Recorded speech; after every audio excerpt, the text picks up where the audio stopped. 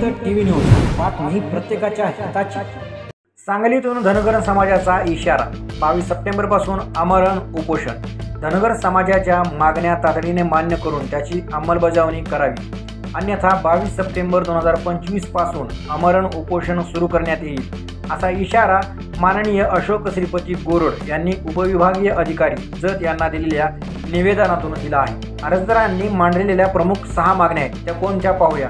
सर्वप्रथम, धनगर एसटी आरक्षण अंमलबजावणी हे राज्य शासनाचा विषय आहे। राज्यपाल यांच्या मार्फत महामहिम राष्ट्रपती यांच्याकडून एसटी आरक्षण अंमलबजावणी डायरेक्ट होऊ शकते।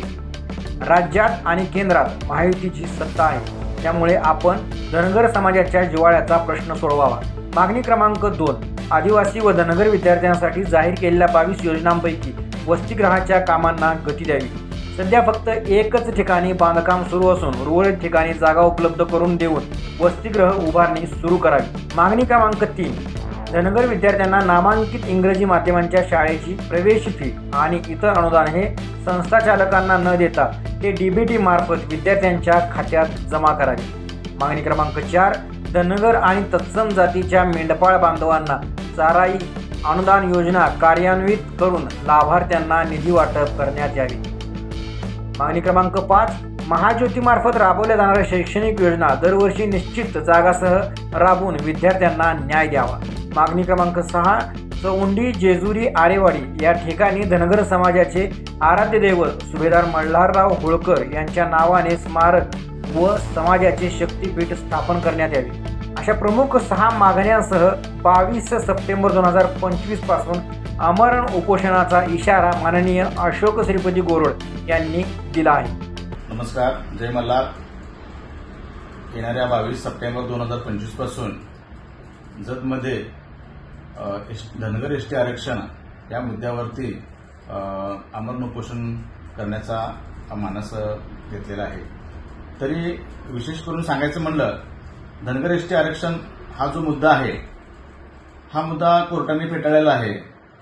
तरी मला सरकारला सांगायचं आहे की ग्रामपंचायत कार्यालयापासून पंचायत समिती, जिल्हा परिषद, मुख्यमंत्री आणि केंद्रात हे तुमचं सरकार असून तरी आपल्यामार्फत, सरकारमार्फत राज्यपालांच्या विनंतीनुसार केंद्राला शिफारस करून आमचं धनगर एसटी आरक्षण लवकरात लवकर तात्काळ मंजूर करून त्याची अंमलबजावणी करून देणं हे माझी विनंती आहे सरकारला। येणाऱ्या 22 सप्टेंबरपासून जर ह्या निवेदनाची जर आपण दखल नाही घेतली तर ह्याचा तीव्र पडसाद हा महाराष्ट्रभर उमटेल।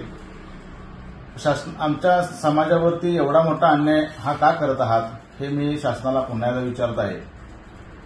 जर इतर समाजाला, इतर राज्याचं गॅजेट पत्र जोडून जर तुम्हाला त्या आरक्षणासाठी जर तुम्ही अंमलबजावणी करून जर JR काढत असाल तर मला शासनाला एक निवेदन आहे।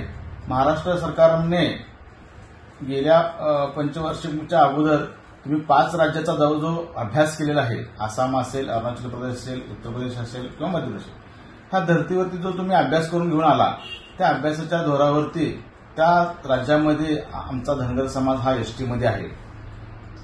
जर तुम्ही इतर समाजाला दुसऱ्या राज्याचं गॅजेट वापरून जर तुम्ही ओबीसीमध्ये येण्यासाठी जर JR काढत असाल तर मला शासनाला सांगायचं आहे की तुम्ही मध्य प्रदेश असेल, कर्नाटक असेल, आसाम असेल, बिहार असेल, अरुणाचल प्रदेश असेल, ह्या राज्याचं गॅजेट वापरून तुम्ही आमच्या समाजाला तात्काळ लवकरात लवकर एसटी आरक्षण तुम्ही लागू करावं ही शासनाला पुन्हा एकदा विनंती करतो। विशेष सांगायचं म्हणलं, आमच्या समाजाला शासनानं अनेक योजना लागू केल्या आहेत। त्या योजना फक्त तुम्ही कागदावरतीच ठेवताय, त्याच्या प्रत्यक्षात अंमलबजावणी तुम्ही कुठेच करत नाहीये। त्या महामंडळाला तुम्ही निधी उपलब्ध करून देत नाही। किती दिवस तुम्ही समाजाची हेळसांड करताय, किती दिवस समाजाला तुम्ही वेठीस धरताय। तुम्ही फक्त समाजाचा मतापुरती उपयोग करताय आणि मतदान झालं की तुम्ही समाजाला वाऱ्यावर सोडून देताय। हा जो तुमचा मानस आहे हा तुम्ही तात्काळ बंद करावा।